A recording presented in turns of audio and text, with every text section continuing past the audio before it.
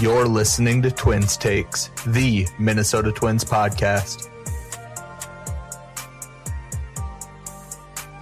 And welcome into Twins Takes. I'm Twins Central, joined by Twins Insider and Falvey's Mattress, as the Twins are coming off a series salvaging win over Kansas City. Twins went 1-2 in Kansas City with some ugly weather, along with some ugly baseball. Insider and Falvey's Mattress, how are you guys doing?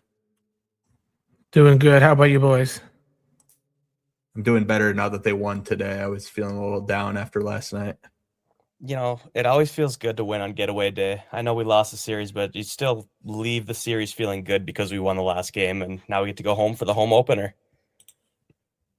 Yeah, home opener just around the corner, and I was actually looking at the schedule today during work, and it got me wondering what the hell MLB and the people that make this schedule are doing. The Twins have 17 home games in April, which I believe is the most home games they have in any singular month this season, along with the first 3 dates of May are also at home. So essentially 20 home games in April in what will almost certainly be the coldest month of the year. Tampa Bay comes to town to open the Target Field season. That makes a lot of sense. Rather than playing in the Dome at Tropicana, they're going to have the Rays come up here and open this season. But speaking of, what do you guys expect the attendance to be on opening day? Last year, they drew 36K announced, average 21K throughout the season. What do you think we'll see tomorrow for opening day? The weather's not supposed to be great.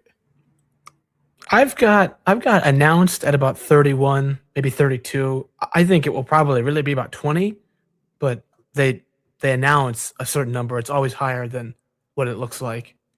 I'm slightly below you, Insider. I'm at 30,000 announced. Like you said, that's going to be lower than or higher than what's actually in seats. But first game of the year, it's a Friday. It's at 3:10. I imagine people will be leaving the office a little bit early and trying to make their way to the stadium to catch it. So I've got it announced about 30,000. How about you, Central?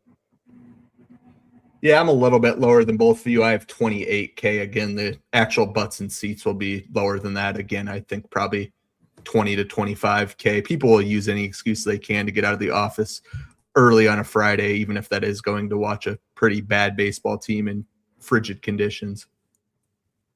Is this one of those afternoon games that have those pesky shadows that Justin Morneau loves to talk about? I don't know. Let's hope not. I can't stand when he just rants about those constantly. Anyway, let's get into the news. Breaking news. Well, I got some bad news for you. Extra. Good news, everyone. It's time for the news.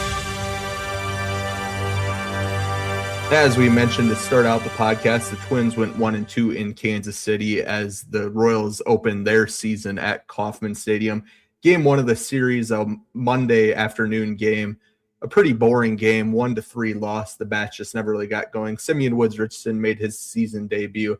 5 innings pitched, 2 runs, 1 walk, 2 strikeouts, 5 hits allowed. He only got 6 whiffs.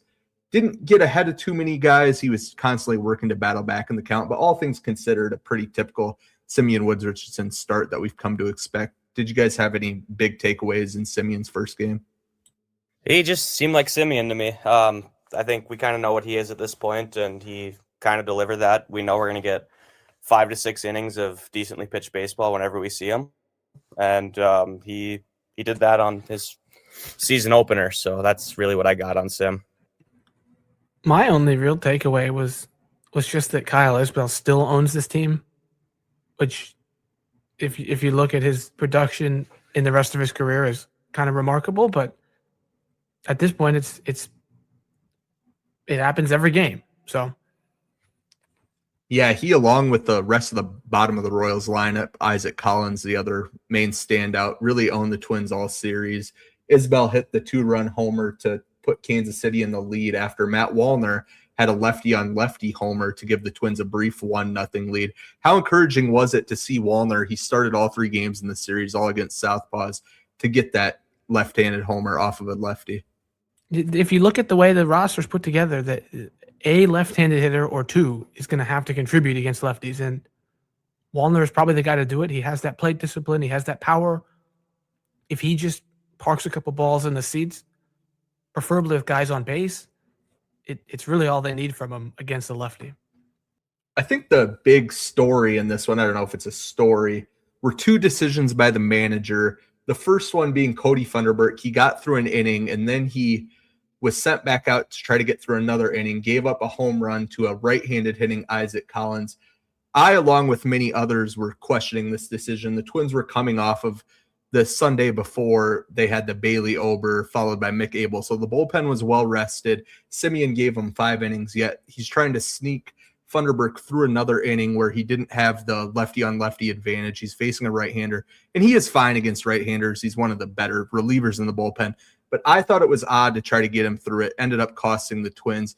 Did you guys think this move was as weird as I did, or am I maybe overreacting to it a little bit? I thought it was odd, especially this early in the season. Like you said, we've got a fresh bullpen, and we're really trying to figure out how guys are going to slot in. So I didn't like going to him for 2 innings at all, and it clearly costed us a home run, low-scoring affair as it was. I don't know if that's going to be something that Shelton kind of sticks to as he sees Fundy as a 2-inning guy, or if that was just him deciding to throw him out there because we were already down in the game. But I did not like it personally. I think that there are just so few relievers that are good at it, and he hasn't demonstrated any real capability at it. So to assume that you can make that work is definitely odd. I will say that they did not lose that game because of the pitching decisions. They lost it because they had awful at-bats all game and scored 1 run.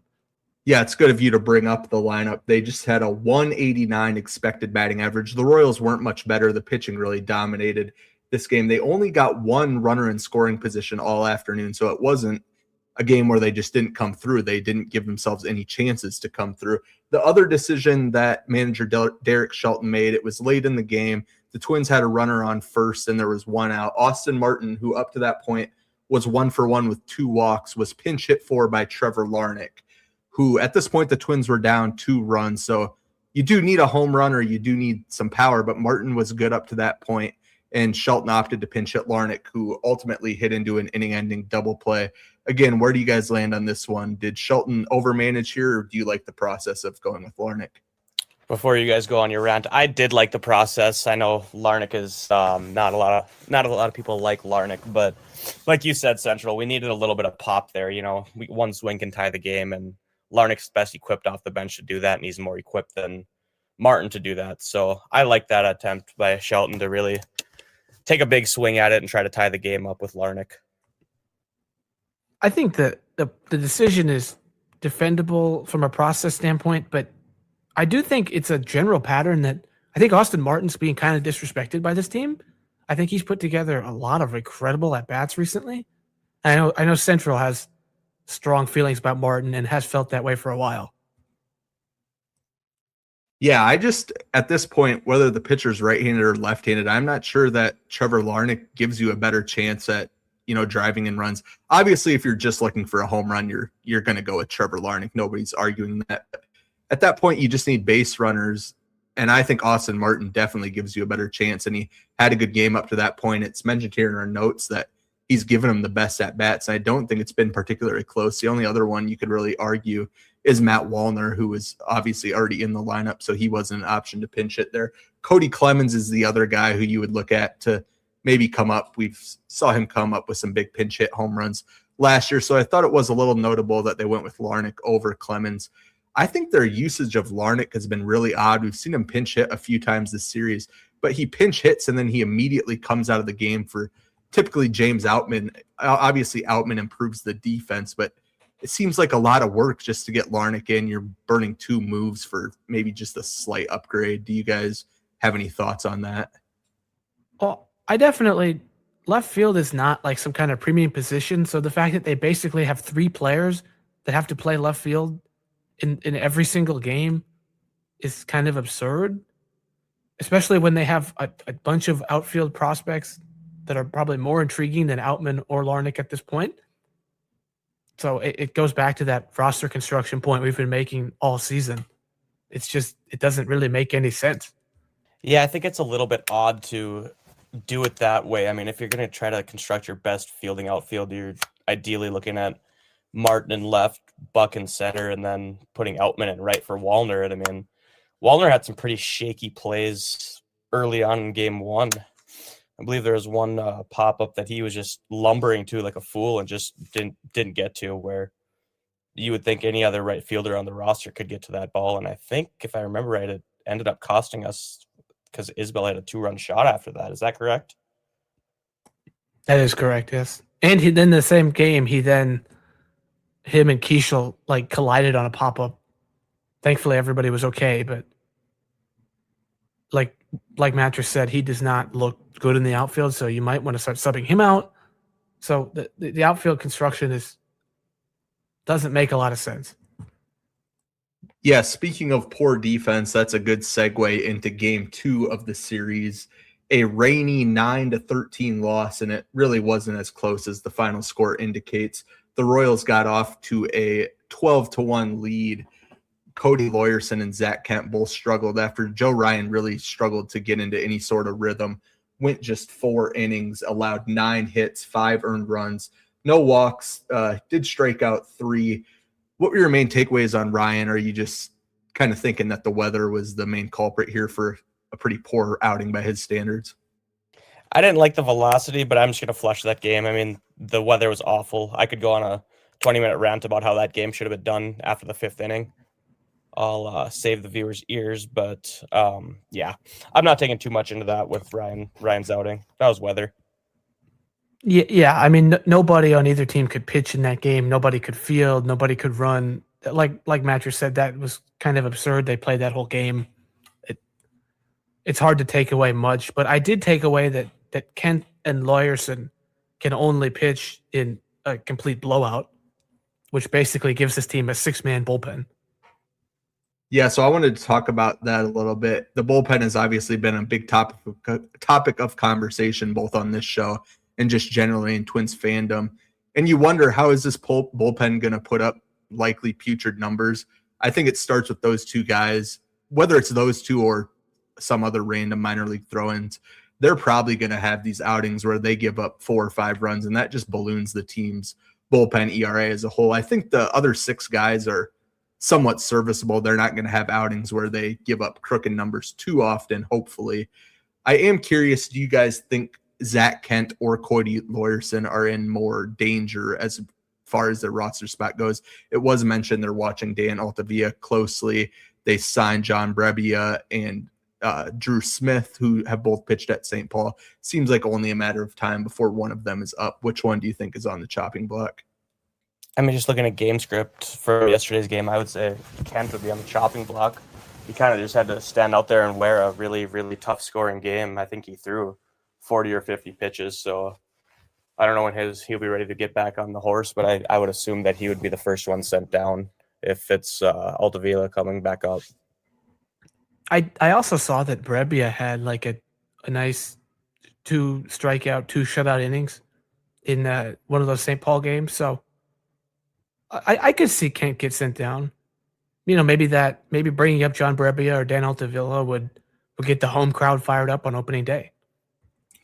Yeah, maybe they'll sell another 1,000 tickets if they make that move tomorrow morning.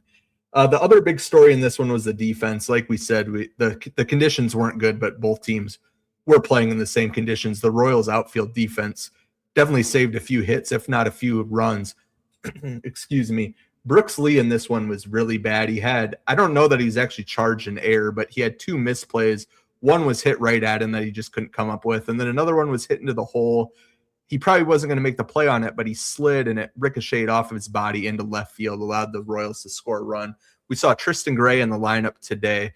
Do you guys think Brooks Lee is under a microscope here, that he has to perform pretty quickly, or they'll get Kalen Culpepper likely up here? They're not going to waste a year of Culpepper. I mean, they'll get him up. I don't know the exact date. Sometime in May, though, when they don't waste a year of his arbitration. I don't think Lee's under too much of a microscope right now. I mean, he's the only guy right now that will be our starting shortstop. He looks awful. He doesn't need to be put under a microscope to see that.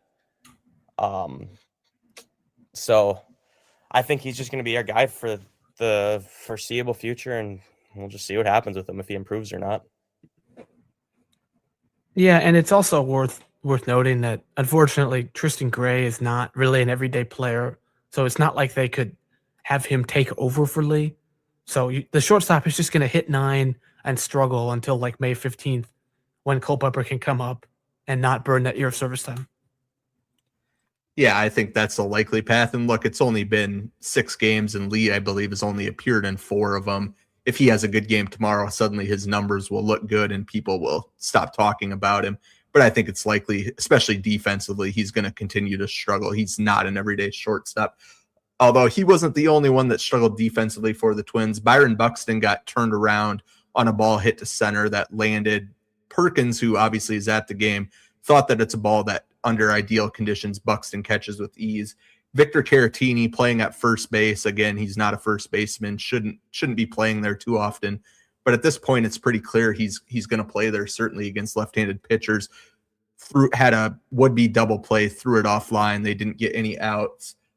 And then Royce Lewis had that pop-up. This one was definitely impacted by the weather. Got up into the gloomy, foggy sky. Ball came down, allowed the Royals to score a run. He did make a nice play throwing the guy out at second from his knees, but the defense just as a whole was really, really putrid in this one. And Central, could you play the breaking news sounder? Because as we're recording this, we have news coming down. Breaking news. Well, I got some bad news for you. Extra. Good news, everyone.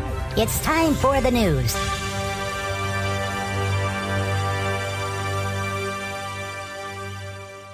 At 5:39 Central Time PM, the Minnesota Twins tweeted out a trade.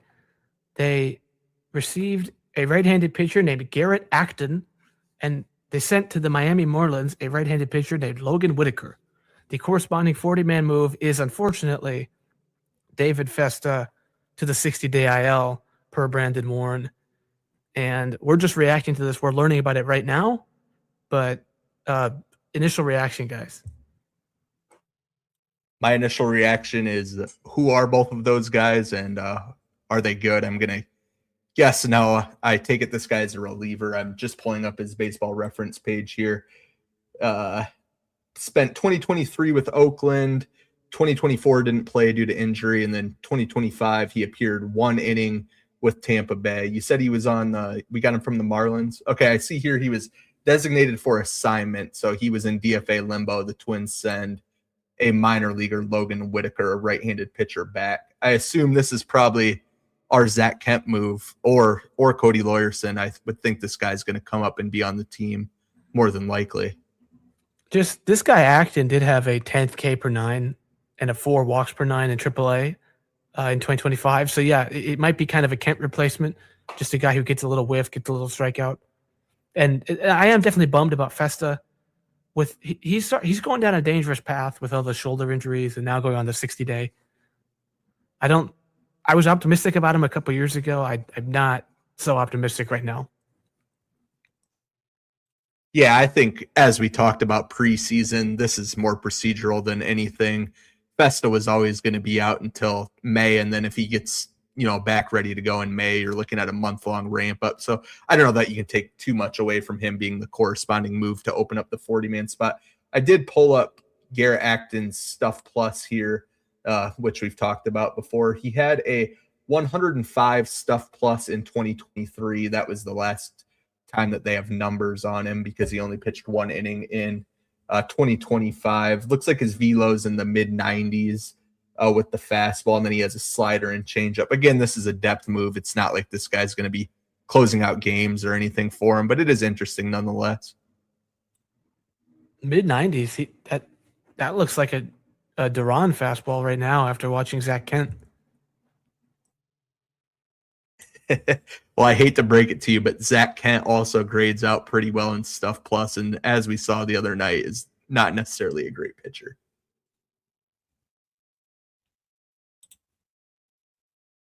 So let's continue on with our breakdown of the Royals series. Game 3, which we saw happen earlier this afternoon, a 5-1 win. I unfortunately was busy with work, so only got to listen to this one. Insider and Falvey's Mattress, I believe, got to watch at least chunks of it.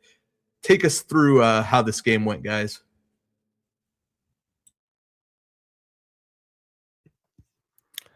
Well, Taj Bradley looked pretty good again. He kind of struggled to make that out pitch, but it was really cool to see a Twins starting pitcher touch 100 miles an hour on the dot. And that was a pretty big strikeout of Bobby Witt at the time.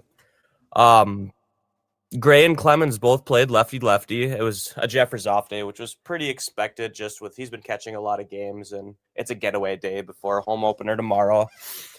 Josh Bell is still only at the DH spot, and that's I wonder if we're going to start seeing him at first base because Cody Clemens did not have a great day there today. What do you guys think?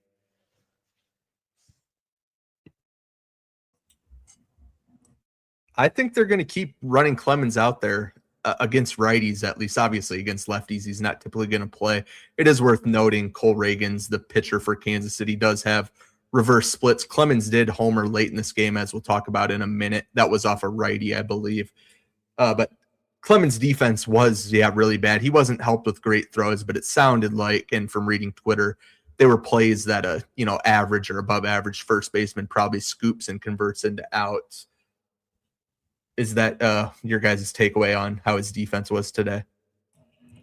Yeah, he missed a couple pretty routine scoops. I know he posted several OAA last year at first base. I'm not going to write him off because of one game, but it was not his best day in the field. He did actually get on base a couple times off of Reagans. So, and then he did have that homer late in the game. So, and I will also say that if you want to get improved at first base defense, I don't know if Josh Bell is going to help them out with that. Yeah, I think if they thought that was the solution, he would have played there by now. And it seems like they're going out of their way to not put him in the field, which his bat has been good so far. He homered in back-to-back games, got the homer late on Wednesday night, and then homered again here going back-to-back with Cody Clemens. The Twins, unfortunately, had another base running blunder, actually two of them. Early in the game, Victor Caratini tried to go first to third on a ball that was hit to shallow right field, was thrown out by 5-6 feet.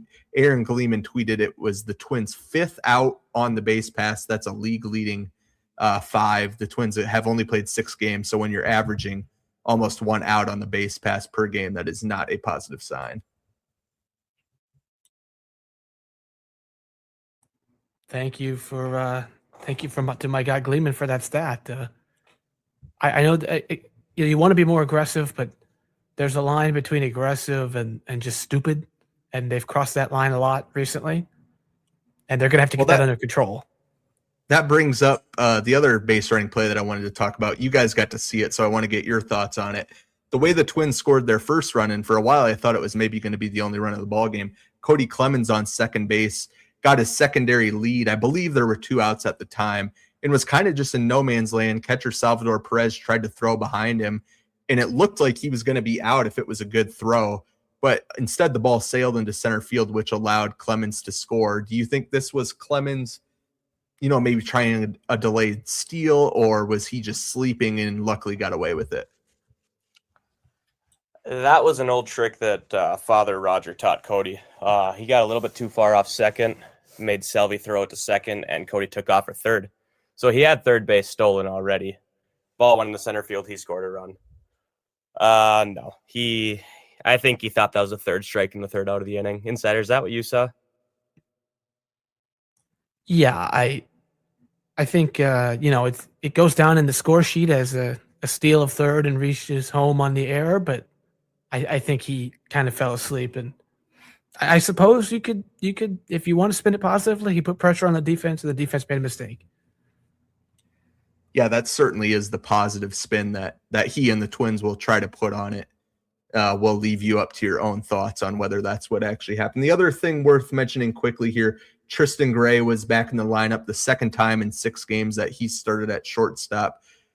The first time he was in the lineup, they said it was a planned thing. This time, I'm not sure if they mentioned it on the broadcast. Did they say if this was planned, or was this more Brooksley had the rough Wednesday night, they're going to get Gray back in there and maybe give him a little bit longer leash to see how he looks? I didn't hear any kind of mention of one-off, and it was against a lefty. Lefty was not what you'd expect. I don't think Lee got benched. He had a bad game on Wednesday. I don't believe he got benched though. If Gray plays on Friday, I guess we'll have a conversation, but I don't think much of it. Yeah, and it is worth noting Gray went 0 for 4, had 3 strikeouts, and he wasn't necessarily great in the field either. And again, like Insider talked about earlier, Gray is not the type of guy that they're just going to turn the position over to. After this break, we'll give our series takeaways, go around the AL Central, and preview the upcoming home series against Tampa Bay.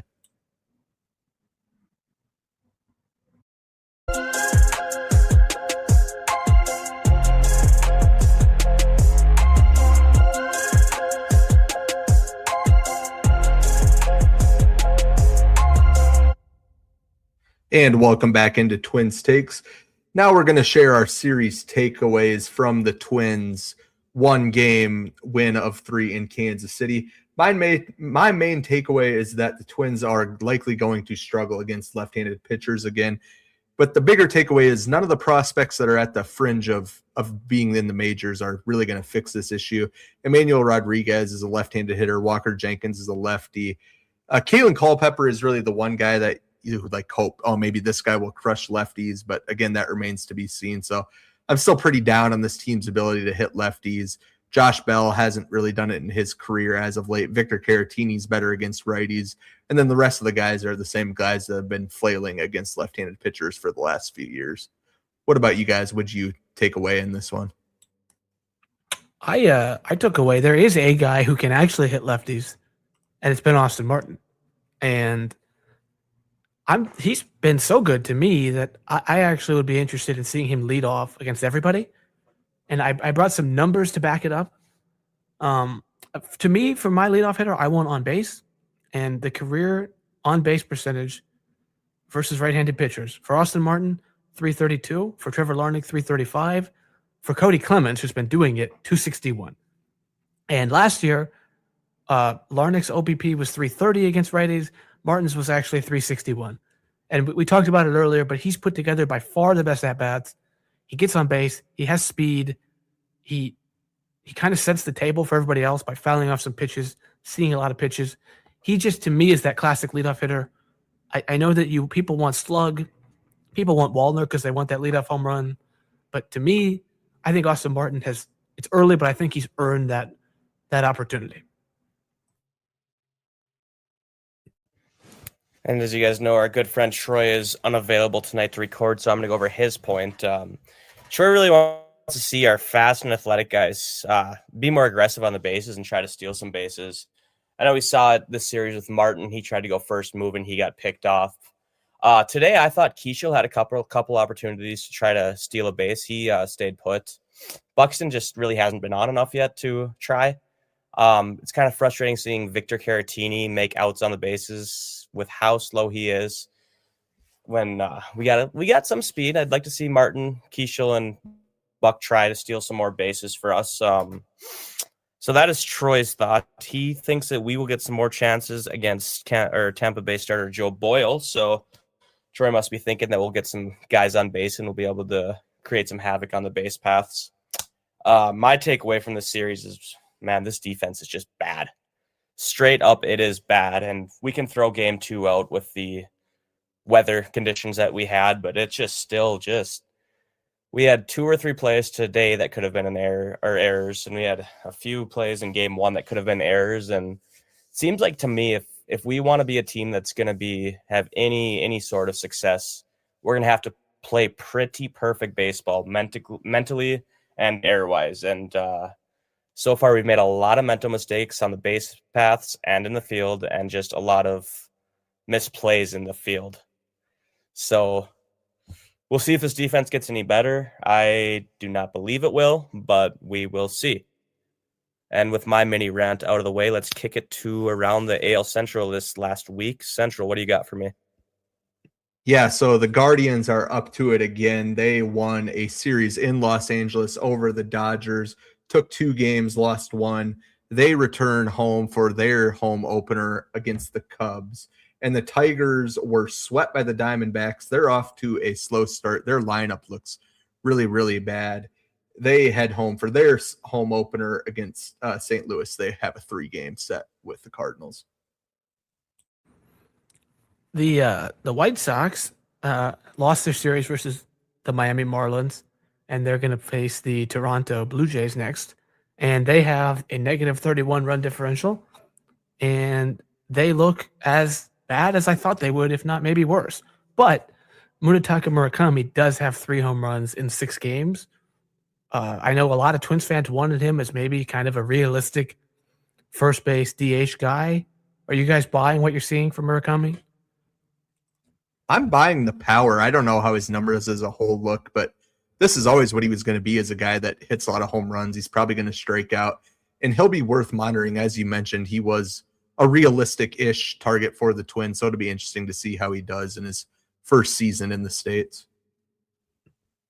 Yeah, and just quickly, I second that. I've been pretty impressed. I mean, usually coming over, changing leagues like that's quite the adjustment for players. Just, it's a different style of pitching. So I think he's performed very well so far, and a little bit surprising for me that it didn't take him too long to adjust at all. And then we obviously had the Royals go 2-1 over us, the Twins, this series. They will have 3 versus Milwaukee. It seems like it's the same Royals team as the last few years to me. Solid pitching, solid defense, and then a lineup that is really Bobby Witt and friends. Maikel Garcia had a decent series. He's a solid player. Pascantino's solid, but their lineup is just meh for me. Yeah, as we mentioned at the top of the show, the bottom of their lineup actually really produced this series. If they get that consistently out of them, at some point Witt's going to go on a hot streak, play like the MVP that he is. And then Salvador Perez is really the X factor. He had a pretty nothing series. So those are the 2 guys that they really need to heat up. But I still like the Royals. I'm pretty high on them. They outplayed the Twins in the first 2 games, and then today they were pretty quiet, thanks to Taj Bradley. But now let's get into the upcoming series with Taj Bradley's own team. Tampa Bay comes to town for the Target Field opener. The Rays are off to a 2-4 start. Their lineup has been pretty good, averaging 5 runs a game. They're hitting .274 as a team with a 739 OPS. That's 118 OPS plus. But their pitching, thanks to Griffin Jax, who is off to an awful start, he's 0-2, a 22.5 ERA in just 2 innings. He does have 4 appearances. The pitching staff as a whole has allowed 6.33 runs per game. So that's your quick look at the Royals. Game 1 is Friday afternoon, 3:10 first pitch. That'll be right-hander Joe Boyle, who was 1-4 last season, a 4.67 ERA, going up against the tall right-hander for the Twins. Bailey Ober gets the honor of starting the home opener. He was 6-9 last season, a 5.10 ERA. My big thing in this one, the weather doesn't look real good. It's going to be mid-30s, maybe 40s if they're lucky. They could be facing some rain that comes later in the game. How do you think Ober will look in the frigid temperatures? Maybe you guys feel differently, but I'm not particularly optimistic. And the Rays have several guys who hit a lot of infield hits, and against a guy who doesn't get any swing and miss anymore, I'm quite worried. Again, with Ober, we're just sitting here praying for either velocity or swing and miss. He really didn't have either last outing, but we'll wait and see.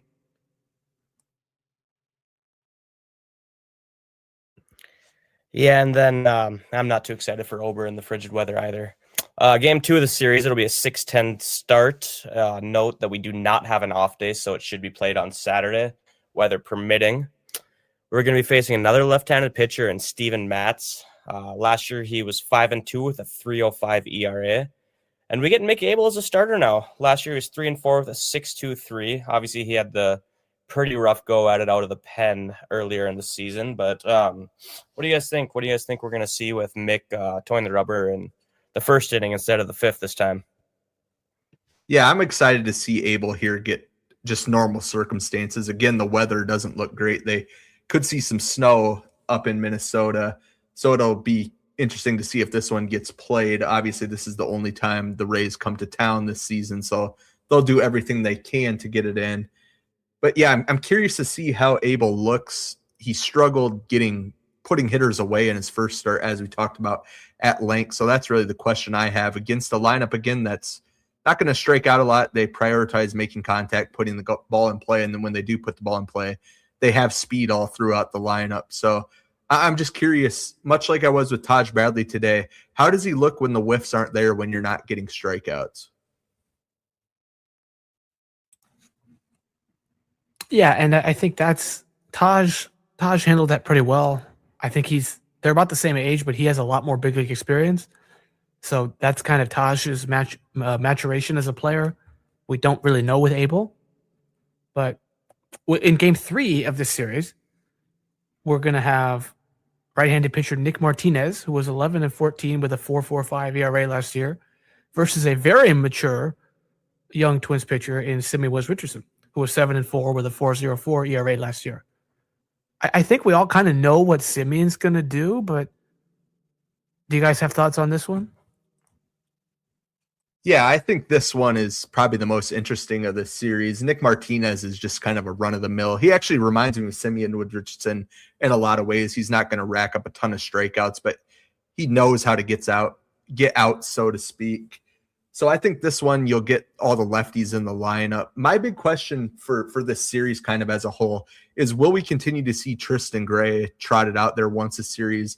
And as Insider mentioned earlier, do you think we'll see Austin Martin? He's obviously going to start game 2 versus the lefty Steven Matz. Do you think we'll see him get a start versus a right-hander, or will they continue to platoon despite his hot start to the season?